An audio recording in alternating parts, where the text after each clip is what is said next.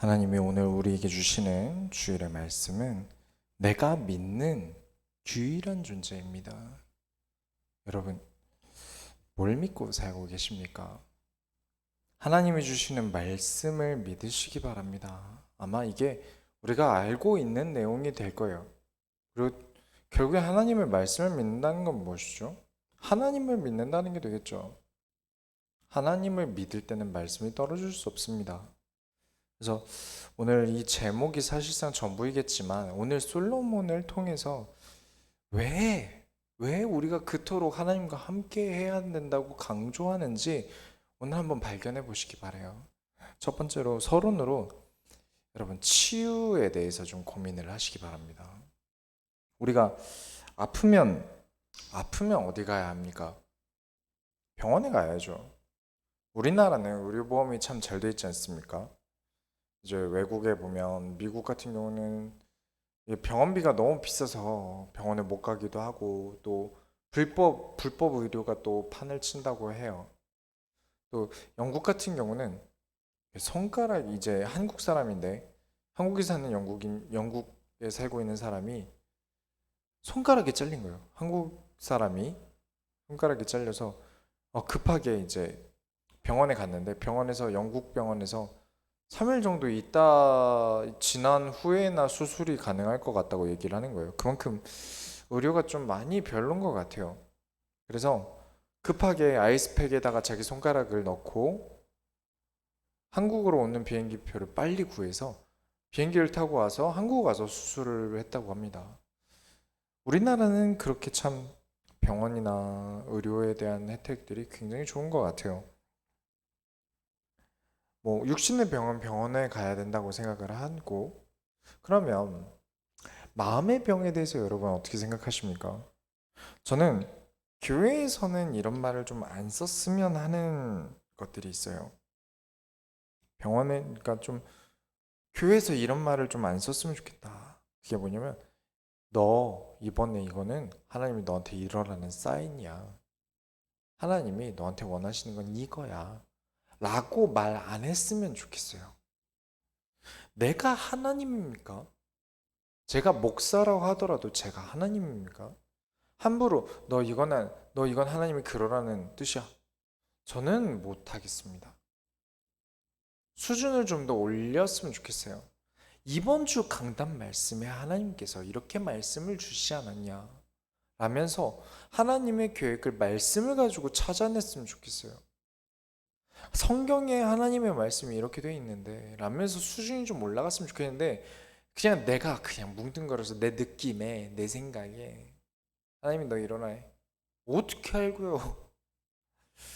그런 말은 좀 안 썼으면 좋겠습니다. 그리고 이거는 상처 주는 말이 되기도 하고요. 또 안 썼으면 하는 말은 왜 상처받아? 복음은 상처받는 게 아니야. 너 복음 못 누리네. 상처 준 사람이 나쁜 건데요. 상처 받은 사람한테 너 그거 복음 아니야. 저 진짜 많이 봤습니다. 저에게 상처 준 사람한테 가서 저 이러 하지 않습니까? 왜 저한테 그렇게 하시죠? 했더니 너 그거 복음 아니야. 너 내가 이런 말 했다고 네가 상처받으면 넌 복음 못 누리는 거야. 아 진짜 대놓고 그렇게 얘기를 한다니까요. 기가 막힐 노릇이에요.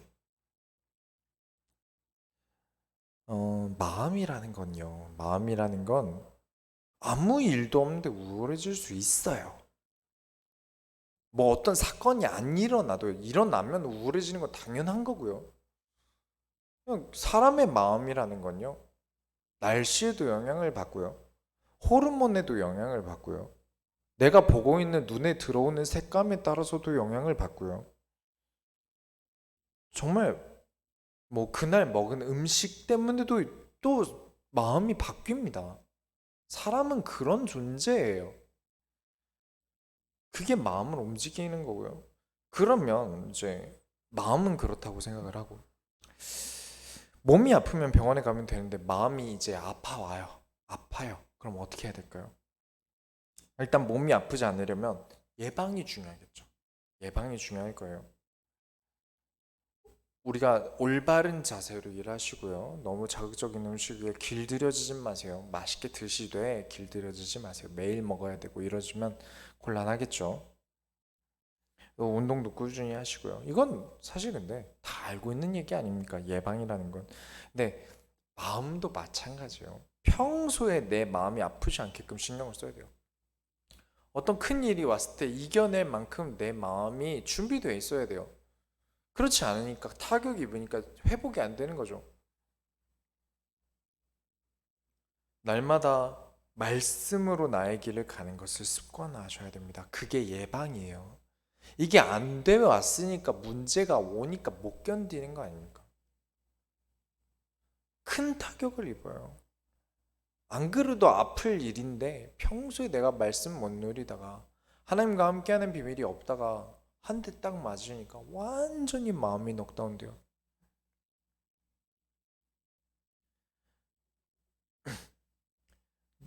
그렇게 늘 말씀으로 올바르고자 함이 나의 마음의 병을 예방합니다. 그렇지만 우리는 인간이기 때문에 아까 말씀드렸다시피 아프게 되어 있어요.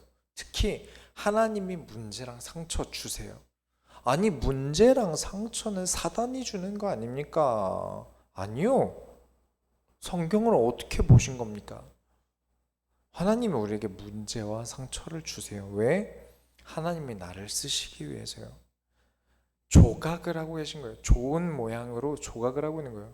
조각 당하는 사람, 조각 당하는 입장에서는 아프겠죠. 그러나 그 모습이 아름답기까지 어쩔 수 없이 눈물이 필요했던 겁니다. 하나님이 이 세상에 쓰시기 좋은 모습으로 만드시기 위해서요.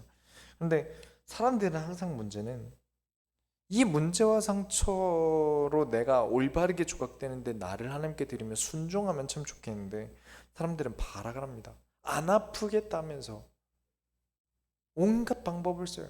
진짜 방법은 말씀 안에 있는데 하나님께 순종함에 있는데 자꾸 다른 걸 세요. 몸이 아프다고 해서 자꾸 이상한 거 산에 가서 주워 드시는 분 계시죠.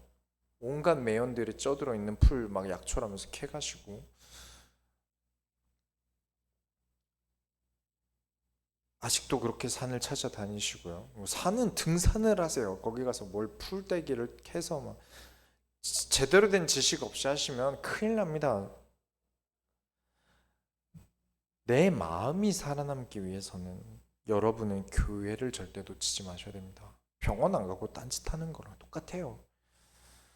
교회를 잃으면요, 말씀을 잃게 됩니다. 말씀을 잃으면 하나님을 잃어요. 아, 저는 교회 안 가고도 얼마든지 말씀 누릴 수 있어요. 정말 그럴까요? 잘 생각해 보셨으면 좋겠어요. 내가 말씀을 놓치고 내 마음대로 하나님을 믿게 되면 어느 순간에 하나님을 내 마음대로 믿습니다. 하나님 이러실 거야. 하나님 이럴 거야. 내가 지금 이런 일은 하나님이 이렇게 하는 거야. 내 마음대로 내가 하나님이죠, 그러면. 그렇지 않습니까? 굉장히 어리석은 신앙이 시작됩니다. 오늘 솔로몬을 보면서 우리가 이 세상에 살아가기 위해서 왜 반드시 그렇게 하나님과 함께하는 비밀을 누려야 하는지 오늘 확인하시고 하나님을 의지하시기 바랍니다. 물론 첫 번째로 사람들이 항상 먼저 포기하는 게 있어요. 항상 제일 먼저 포기하는 게 있습니다. 우리는 항상 벅차고 어려울 때는 무엇을 합니까? 포기를 하게 되죠. 포기는 왜 합니까? 포기는 왜 하시죠? 지쳤기 때문입니다.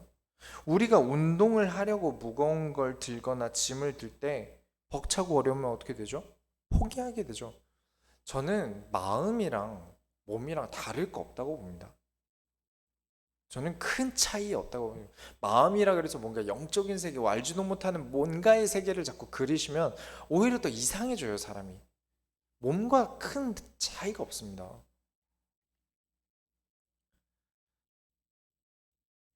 뭐 내가 몸이 지쳐서 물건을 들지 못하는 것처럼 운동을 하는데 이게 너무 무거워서 내가 중도에 포기를 하는 것처럼 내 마음이 이게 너무 무거워서 감당이 안 되기 때문에 포기를 하는 겁니다.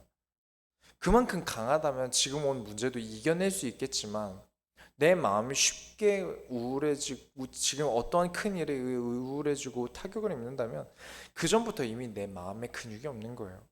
사실 그렇게 생각해 보셔도 됩니다.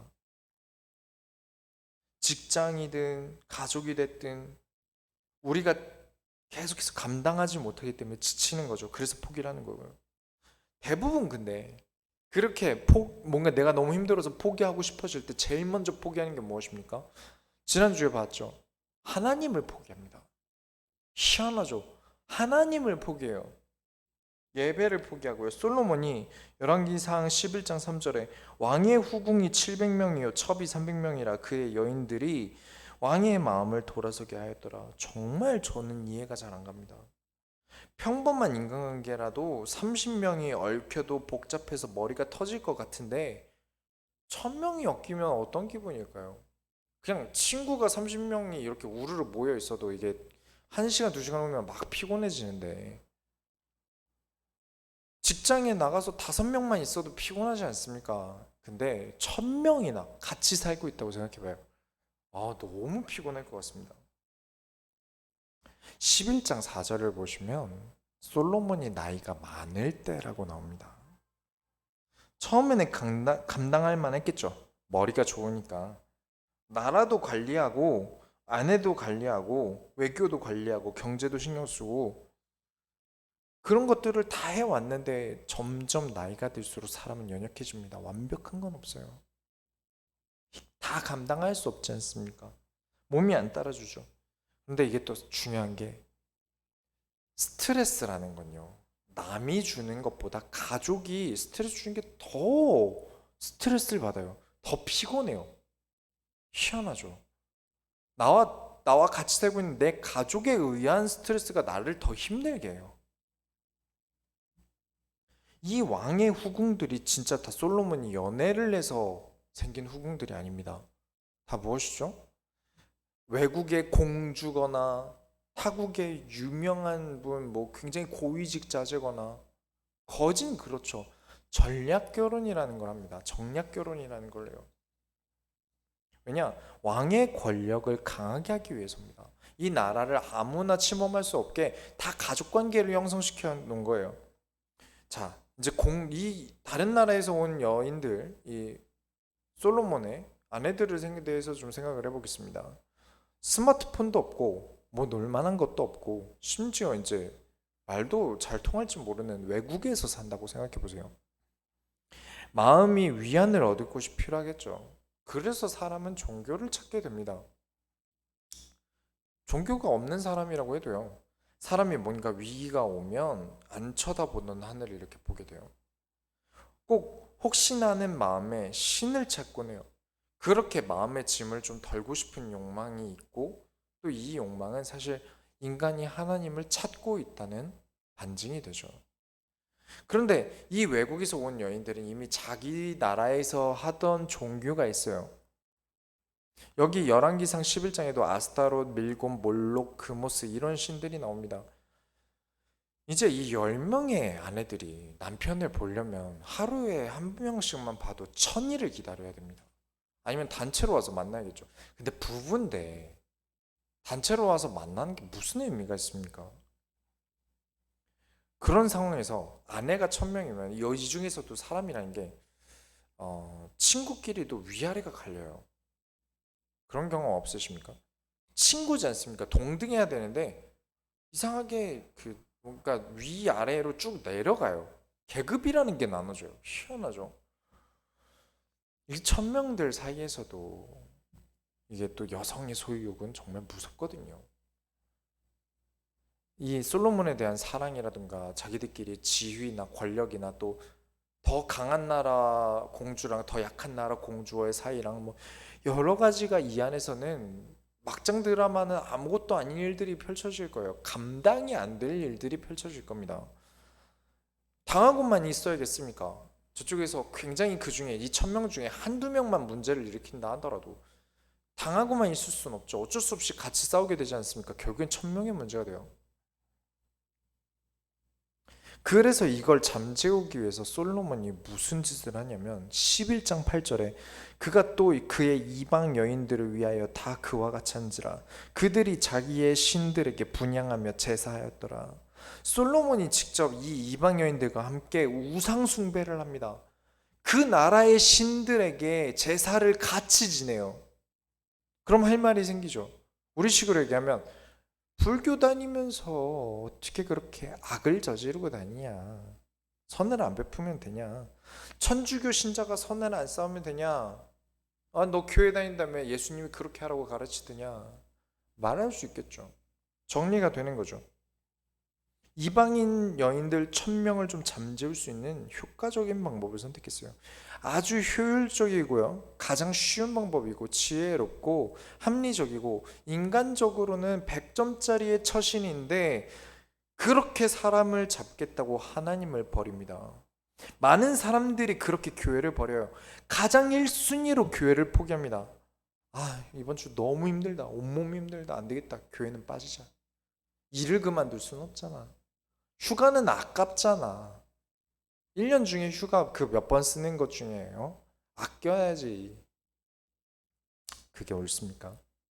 맞는 방법이라고 생각하십니까? 내가 사람은 버려도 하나님은 버리지 말아야 합니다. 꼭 이 말을 또 극단적으로 알아듣는 분들이 계세요. 막 전도하러 다니고 교회에서 신앙생활 한다고 자식들을 완전히 버려두시는 분들도 많이 봤고요. 그 얘기가 아닙니다. 내 삶에 하나님이 함께 하는가를 얘기하는 거예요. 하나님이 나와 함께 하시는가가 중요한 겁니다. 어느 내가 어디에 있든지 직장에 있든지 가족이랑 있든지 하나님 나라를 누리다가 주일날 하나님과 함께 할 말씀을 얻고 한 주간을 살아가는 거예요. 근데 사실 교회를 포기하고 예배를 포기하는 건 한 주간을 버리는 겁니다. 근데 자꾸 그런 행동들을 해요. 그렇게 지금 솔로몬은 하나님을 무시합니다. 그 하나님을 무시한 결과를 보겠습니다. 11장 7절에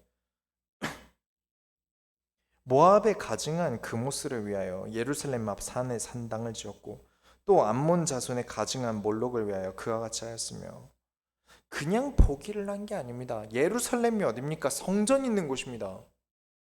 합리적이죠. 왕궁 근처니까 이 아내들 관리할 수 있게 왕궁 근처의 아내들을 위해서 산당을 지었겠죠. 그래도 왕비까지는 아니더라도 아내들인데 저 멀리 갔다 오고 이건 좀 힘들다 생각하는 거겠죠. 우상 숭배를 할 예배당을 예루살렘에 만들었다는 건 예루살렘이 어디입니까? 성전 있는 곳입니다. 왕궁 있는 곳이죠. 똑같다는 겁니다. 하나님의 성전이나 우상 숭배하는 우상의 성전인 제사 신전이나 똑같다는 겁니다. 똑같은 취급을 해버린 거예요.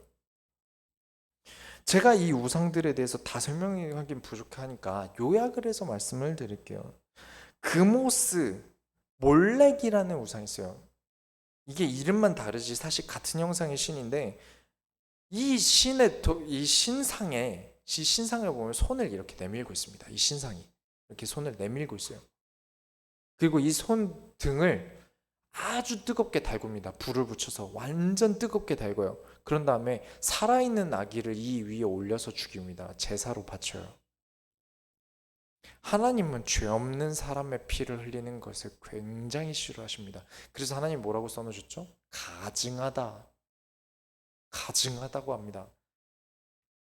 그리고 아스타롯이라는 여신이 또 나오는데 이 아스타롯과 바알에 대한 제사는 성전에서 수많은 사람들이 남자 여자가 모여서 성관계를 해요. 구분점이 없어요. 아무나 막 하는 겁니다. 아주 어린 아이도 있을 수 있는데 아무 신경도 안 써요. 그냥 잡히면 하는 겁니다. 그게 그런 말도 안 되는 짓을 하나님이 계시다고 하는 성전 앞에다가 지어놓고 성전 보란 듯이 그런 짓을 하고 있습니다. 그걸 누가 했죠? 솔로몬이 같이 합니다. 심지어 말이 됩니까? 그럼 끔찍한 일을 저지릅니다. 네, 자기 복잡한 일에 내가 복잡하고 힘든 일에 편의적이죠. 합리적이에요. 유용하고요. 시간을 단축하는 방법이라고 해서 그렇게 하나님을 버립니다. 11장 9절부터 10절에 솔로몬이 마음을 돌려 이스라엘의 하나님 여호와를 떠남으로 여호와께서 그에게 진노하시니라. 여호와께서 일찍이 2번이나 그에게 나타나시고 이 일에 대하여 명령하사 다른 신을 따르지 말라 하셨으나 그가 여호와의 명령을 지키지 않았으므로. 하나님이 솔로몬에게 기회를 주셨어요. 말 들으라고 하나님 직접 친히 찾아오셨어요. 그런데 듣지 않았습니다. 하나님, 나는 하나님보다 사람 때문에 불편한 게 싫습니다. 하나님이 내릴 재앙보다 난 사람 때문에 피곤한 게 더 싫어요. 라는 거죠. 하나님을 완전히 무시합니다. 여러분, 선지자와 제사장 차이 아십니까? 저는 어릴 때 왕선지자 제사장을 배우는데 쉽게 가르쳐 주신다고 가르쳐 주셨지만 선지자랑 제사장 차이를 전혀 못 배웠어요. 제사장이 무슨 일을 하냐면 하나님께 예배드리는 제사에 대한 책임의 의무를 주고 있습니다. 그 일을 하고 있어요. 그리고 두 번째로 하나님이 주시는 말씀을 대언하는 역할도 하고 있습니다. 선지자는 하나님의 말씀을 전달하는 일을 합니다. 뭐가 다르죠? 그럼 제사장은 선지자기도 하네요. 겸업을 하신 분들도 계시지만 다릅니다. 뭐가 다르냐면 제사장은 하나님의 성전을 떠날 수 없어요. 그 자리에서 일을 해요. 멀리 나가봤자 예루살렘 근처 정도만 돌아다닙니다.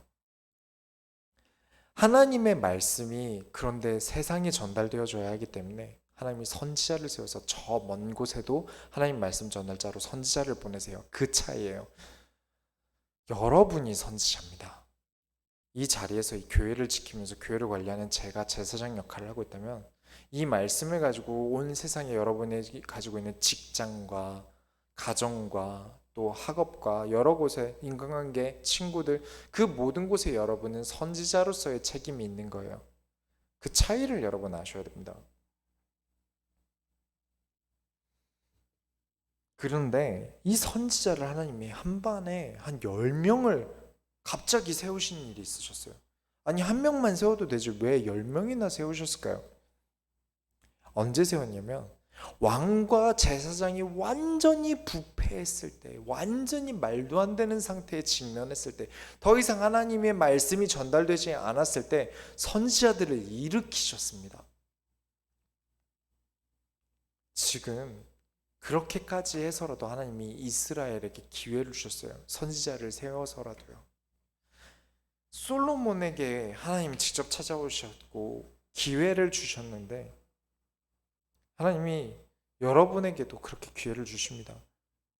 강단으로, 말씀으로, 어떤 계기에 의해 깨달아지는 선지자적 사건이 일어나기도 하고 하나님은 여러분이 어떻게든 바른 길에서 벗어나지 않게 하도록 하나님 기회를 주세요. 그리고 기어코 그 말씀에서 벗어나게 되면 11장 11절에 여호와께서 솔로몬에게 말씀하시되 내게 이러한 일이 있었고 또 내가 내 언약과 내가 내게 명령한 법도를 지키지 아니하였으니 내가 반드시 이 나라를 내게서 빼앗아 내 신하에게 주리라. 아무리 지혜가 넘쳐나는 사람이라도 세상 어떤 왕보다 지혜가 크다고 해도 하나님이 하시는 걸 사람의 머리로는 막을 수 없습니다. 감히 사람이 하나님이 하시는 일을 막을 수 없어요. 그건 멍청한 짓입니다. 아무리 내가 똑똑하다라고 믿으십니까? 하나님이 여러분 치시면 끝납니다. 지난주 강단 말씀처럼 이렇게 하나님과의 작은 균열이 사람과의 분열로 번지고 사람과의 분열은 나라의 붕괴로 일어납니다. 여러분은 절대 작은 사람이 아니에요. 여러분을 작게 생각하지 마세요. 여러분 한 명이 1000명과 같고 10,000명과 같습니다. 여러분이 가장 큰 응답을 받을 사람이에요. 이 시대의 가장 큰 선지자의 역할을 감당하기 위해 여기 소원교회에 계신 거예요. 그렇지 않습니까? 여러분을 작게 보지 마세요. 그렇기 때문에 하나님을 떠나는 일을 포기하시지 마셔야 됩니다. 나는 하나님을 떠나고 내가 다른 걸 붙잡기 위해서 하나님을 포기하는 일을 절대 만드셔서는 안 됩니다. 다른 거 다 포기하셔도 돼요. 내가 너무 힘들면 내려놓으세요. 그러나 그리스도를 놓치는 일은, 그리스도로 사는 삶에 도전하는 걸 멈추는 일은 하지 마셔야 됩니다. 하나님이 말씀을 주셔도 우상숭배 당장 중지해라 하셔도 솔로몬은 됐고 저는 나라 다스리기도 벅찹니다. 이제 나이가 있어요. 하나님, 내 아내들 때문에 얼마나 힘든지 아십니까? 아내가 많다는 얘기는 난 자식도 많다는 얘기 아닙니까? 진짜 어쩌다 한 번 만나면 얼굴도 못 외우겠는데 그럼 좋은 얘기를 나한테 들려줘야 되는데 자꾸 자기들끼리 싸우고 있어요. 그거 피곤해 죽겠는데 하나님이 막으셔야 되는데 안 막으신 거 아닙니까? 이런 식으로 하나님을 무시했겠죠. 뻔하지 않습니까? 넘지 말아야 할 선이 있는 겁니다. 아무리 힘들어도 내가 놓치지 말아야 할 것들이 있어요. 놓는 순간 내가 하나님 놓치고 다른 거 붙잡겠다고 하나님 딱 놓는 순간 모든 게 무너집니다. 기억하시기 바랍니다. 내가 그리스도를 붙잡고 있는 이 손을 놓는 순간부터 이걸 왜 놓았죠? 내가 다른 거 붙잡고 있으려고요. 그거 다 무너집니다. 절대 여러분 하나님을 놓치지 마세요. 그렇게 붕괴될 것입니다. 세 번째로 내가 늘 의지하는 하나님을 기억하셔야 합니다. 솔로몬은 하나님보다 다른 나라에 의지해서 버텼어요. 나라의 안보를 국력이 아니라 다른 나라에게 맡겨서 버텼습니다. 특히 어느 나라였죠? 이 1000명은 뭐 후궁이고 첩이고 한데 본 아내는 누구였습니까? 이집트의 왕 파라오의 딸입니다. 성경에는 애굽이라고 되어 있죠. 애굽에 의지해서 나라가 평온하고 다른 나라 왕들이랑도 정략 결혼으로 어느 정도 나라가 침범 없이 편하게 지낼 수 있게 됐어요. 완벽하다고 믿어줬나 봅니다. 그러니까 하나님이 하시는 말씀을 귀등으로 들은 게 아니겠죠.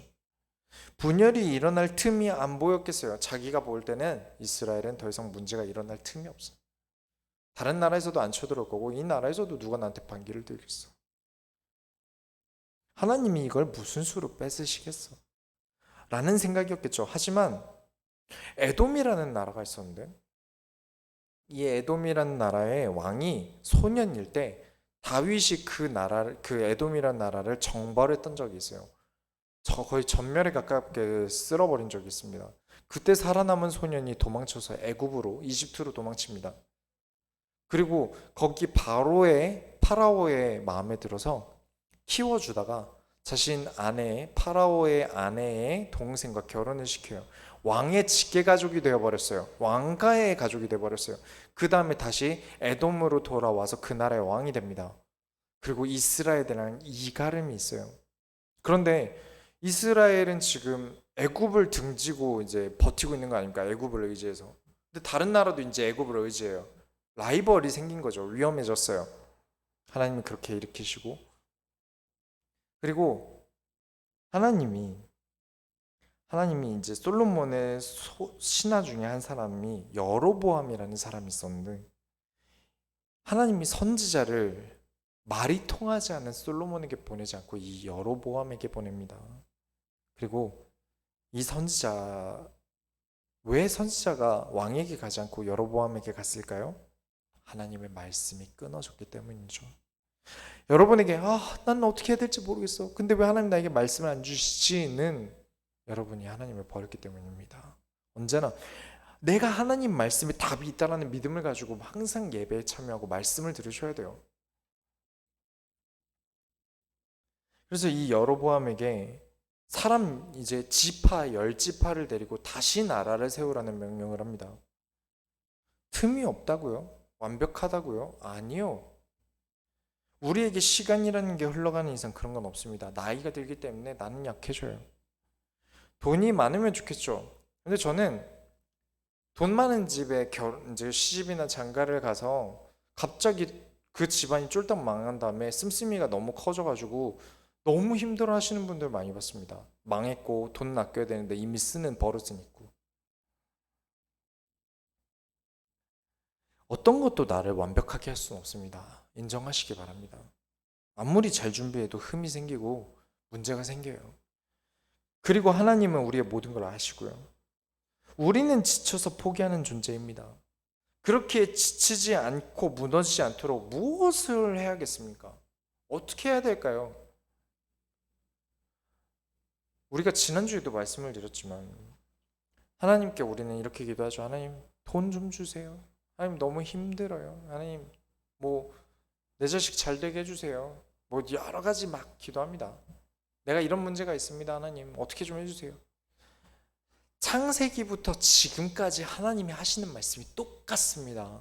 지금도 여로보암에게, 새로 세우는 여로보암에게 뭐라고 하시냐면 11장 37절부터 38절에 내가 너를 취하리니 너는 내 마음이 원하는 대로 다스려 이스라엘 위에 왕이 되되 내가 만일 내가 명령한 모든 일에 순종하고 내 길로 행하며 내 눈에 합당한 일을 하며 내 종 다윗이 행함같이 내 율례와 명령을 지키면 내가 너와 함께 있어 내가 다윗을 위하여 세운 것 같이 너를 위하여 견고한 집을 세우고 이스라엘을 내게 주리라. 언제나 동일하십니다. 이집트에 의지했다가 이제는 이집트에 의지할 수 없는 상황이 되어버렸어요. 이집트에 배경이 있는 왕이 또 하나 일어났는데 이제 안전하겠습니까? 거기다가 그 상태면 솔로몬이 이제 나이가 들어서 죽어요. 그럼 정략 결혼이 무슨 소용입니까? 더 이상 이제 의미가 없지 않습니까? 그러면 이 나라 위태위태해져요. 더 위험해지는 거죠. 여러분이 의지해야 될 분은 하나님밖에 없습니다. 여러분은 하나님만 의지하셔야 됩니다. 진짜 견고한 집이 세워지는 방법은 하나님을 의지하는 것밖에 없습니다. 하나님께 순종하고 하나님의 길로 행하며 하나님의 눈에 합당한 일을 하세요. 언제나 하나님 대답은 똑같습니다. 이런 일이 일어나니까 솔로몬이 또 가만히 있었겠습니까? 여로보암을 죽이려고 합니다. 그런데 11장 40절에 이러므로 솔로몬이 여로보암을 죽이려고 하며 여로보암이 일어나 애굽으로 도망하여 애굽 왕 시삭에게 이르러 솔로몬이 죽기까지 애굽에 있으니라. 이집트의 공주랑 결혼하면 이집트가 평생 나를 도와주겠지? 아니요. 지금 이집트의 왕이 자기에게 반역하게 된 사람을 보호해 줍니다. 애굽으로 도망갔어요. 이집트로 도망갔어요. 여로보암이. 그리고 바로가 그 사람을 보호해 줍니다. 정략 결혼이라는 건요, 더 이득될 만한 쪽에 붙는 겁니다. 여로보암은 젊고 솔로몬은 곧 있으면 나이가 많아 죽어요. 누구 편을 들어줘야 나에게 이득이겠습니까? 그래서 여로보암을 보호해 줍니다. 그렇게 믿던 덕기에 이집트에 이제 배신을 당하는 말년이 솔로몬의 마지막입니다. 이 이후에는 그냥 나이가 들어서 죽어요. 11장이 솔로몬의 전부 마지막입니다. 결론을 내리겠습니다. 여러분, 인간은 하나님과 함께 살아가는 존재입니다. 내가 나 혼자 살 수 있다거나 사람들과 함께 살아가기만 한다고 믿으시면 정말 곤란합니다. 여러분은 하나님과 함께 살아가지 않으면 죽은 것과 같습니다. 인정하세요. 제가 말하는 죽음은 심장이 멈추는 걸 죽음이라고 말하지 않습니다. 성경에서의 기준은 하나님을 떠나는 게 죽음이에요. 왜냐? 그리스도만이 길이고 진리고 생명이기 때문에 그렇습니다. 하나님이 말씀하시는 죽음은 심장에 멈추는 죽음과 달라요. 하나님 없이 살아간다는 거, 살아있는 거 아닙니다. 죽은 상태로 사는 거예요. 그렇게 지금 솔로몬은 잘해온 것들이 많습니다. 잘했는데 지금 열왕기상 1장부터 10장까지가 다 솔로몬 얘기입니다. 그런데 11장에 죄지었다 이러고 한 장 만에 그냥 솔로몬이 죽어버려요. 기록이라는 건 그렇습니다. 하나님 떠난 삶의 기록은 그렇게 기록됩니다. 솔로몬이 다 이뤄놓은 성전, 왕궁, 나라의 부강은 전 세계 유명해짐, 그 모든 이미지들이 완전히 무너지게 된 일이에요. 우리는 솔로몬을 막 지혜의 왕 이렇게 기억하지 않습니까? 지혜만을 생각해요. 그런데 이스라엘에서 솔로몬을 그렇게 생각하지 않는 모양입니다. 이후에 솔로몬 이야기가 성경에 나올 때마다 하나같이 나라를 분열시킨 왕으로 얘기합니다. 지혜의 왕이 아니라 나라를 우상숭배로 인해 분열시킨 왕으로 기억해요. 그렇게 잘했는데 여러분 인생이 헛되고 싶으십니까? 끝까지 그리스도를 선택하셔야 합니다. 그래야 여러분의 인생이 헛되잖아요. 그래서 솔로몬 마지막에 뭐라 합니까? 전도서에 내 인생이 모든 인생은 헛되고 헛되니 모든 것이 헛되도다. 이 말을 할 수밖에 없어요. 하나님 없는 인생 살아보십시오. 헛된 인생을 갑자기 살아가게 됩니다. 그 전에 있던 모든 것까지 헛되져 버려요. 그러기 전에 빨리 돌이키셔야 합니다. 저는 불신자와의 결혼에 대해서 저는 좋게 생각하지 않습니다. 반드시 우상 숭배하게 될 테니까요. 단 두 가지 눈을 뜨고 봅니다. 첫 번째는 이미 결혼한 상태로 교회에 오셨는데 그럼 어쩔 수 없이 남편이나 부인이 불신자일 가능성이 있지 않습니까? 나만 왔다면. 그럴 때 만약에 불신자랑 결혼하면 안 된다 이 메시지 들을 때 너무 신경 쓰지 마세요. 왜냐? 몰랐지 않습니까? 하나님도 그것도 계획이 있어서 하나님이 원하시는 때에 부르신 거기 때문에 하나님이 그 집에 다 계획이 있으신 거예요. 그런데 내가 신앙생활을 잘하고 있고 나는 복음에 충만하다라고 자부하는 사람이 불신자와 결혼한다면 저는 확실하게 볼 겁니다. 그 남자분이 혹은 그 여자분이 불신자인 아내와 부인이 아내와 뭐 남편이 결혼하기 전부터 신앙생활을 하려고 와서 잘하고 있다면 하나님의 계획이 있겠죠. 근데 그렇지 않은 불신자 생활을 한다면 저는 그분이 오셔서 신앙생활을 잘한 게 아니라 막 봉사도 많이 하고 찬양인도도 하고 막 찬양팀도 하고 뭐 한다 교사 같은 거 한다 하더라도 불신자랑 결혼하면 아마 그만큼 신앙이 옅었다. 그만한 신앙이 옅었다. 와서 그냥 종교생활 한 거다. 라고 생각을 하고 그분에게 중직을 맡기진 않을 겁니다. 하지만 하나님의 신앙이 옅을 때 결혼까지 시키신 건 하나님도 거기에 하나님 계획이 있다라고 생각을 하는 거죠. 하지만 진짜 내가 신앙을 깊이 있게 하고 하나님을 사랑하고 말씀을 따라가는 사람이라면 불신자와 결혼은 생각하지 않을 겁니다. 솔로몬이 많은 사람과 결혼하기 전에 바로의 아내와 바로의 딸을 데려와서 아내로 맞이한 다음에 하나님을 의지하지 않는 모습을 보일 때 이미 솔로몬은 낙제생인 거예요. 여러분이 지금껏 쌓아온 게 많지 않습니까? 여러분 가정도 있고요, 직장도 있고 잃기 싫은 것들 있지 않습니까? 가족, 뭐 직장, 통장, 대출, 사업, 인간관계, 친구, 그리고 이 교회까지 이 모든 걸 내 힘으로 절대 유지할 수 없습니다. 이 모든 걸 유지하는 것은 내가 의지하고 내가 믿는 하나님과 내가 함께 할 때만 가능한 것입니다. 이번 주는 꼭 반드시 무슨 일이든 하나님이 지금 나와 함께 하신다. 늘 확인하시고 인지하고 계셔야 됩니다. 지금 이 순간에도 나와 함께 하신다. 하나님 나와 함께 하시죠. 내 안에 계시죠. 항상 확인하시면서 사셔야 돼요. 안 그러면 여러분 병들어요. 약으로도 병원으로도 치유할 수 없는 일들이 일어납니다. 너무 늦어지기 전에 항상 말씀을 선택하셔야 합니다. 왜 그토록 인간은 하나님과 함께할 때 행복하다고 강조합니까? 우리는 정말 많은 일에 얽혀 있어요. 어떠한 사건이 일어나면 단순히 한 가지 누가 나빠서 그런 일로 생기는 게 아닙니다. 정말 수많은 나비효과에 의해서 사건들이 생깁니다. 이 모든 것들을 내가 책임질 수가 없고 내가 해결할 수 없어요. 그렇기 때문에 내가 하나님을 의지해야 되고요. 나라가 하나님을 의지해야 됩니다. 자, 복잡하죠? 나 살기도 바쁜데 나만 챙기면 되지. 이런 것까지 다 신경 쓰다가 내가 더 병들겠어 하고 무시를 하시는 분들이 계세요. 아닙니다. 사람의 마음은 전염됩니다. 어떻게든 전염돼요. 돌연변이가 되든 그대로 전달되든 영향을 받아요. 나도 똑같이 변해갑니다. 고스란히 나에게 전염됩니다. 그게 무서운 거예요. 혼자 감당할 수 없는 문제들이 주변에서 나에게 스물스물 와서 전염됩니다. 이걸 무시하고 사는 분들이 많아요. 여러분 아무것도 무시하시면요. 솔로몬이 뭐 무슨 일 생겼어 아무 일 생겼어 하나님이 그래봤자 어떻게 하겠어 무시하다가요 이렇게 자기 신하에게 배신을 당하고 이집트에 배신을 당하는 겁니다. 아무것도 잃지 않기 위해서 내 삶과 신앙생활 두 마리 토끼 절대 다 놓치지 않기 위해서 여러분은 혼자 사는 게 아닙니다. 하나님과 함께 살아가고 있음을 잊지 않으시기 바랍니다. 우리가 하나님의 소원을 이뤄드립시다. 기도하겠습니다. 하나님 감사합니다. 오늘도 하나님의 말씀을 들으며 하나님께 의지해야만 하는 내가 의지해야 되는 유일한 존재가 하나님임을 고백하며 한 주간 절대 잊지 않게 하여 주옵소서.